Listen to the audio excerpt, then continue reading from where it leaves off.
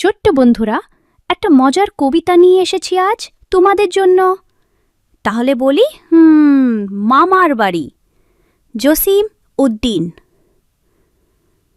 আয় ছেলেরা, আয় মেয়েরা, ফুল তুলিতে যাই, ফুলের মালা গলায় দিয়ে মামার বাড়ি যাই।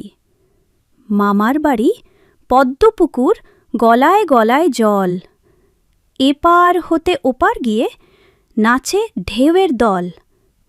দিনে সেথায় ঘুমিয়ে থাকে লাল শালুকের ফুল। রাতের বেলা চাঁদের শোনে হেসে না পায় কুল।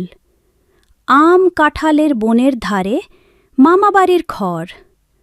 আকাশ হতে জোছনা কুসুম ঝরে মাথার পর।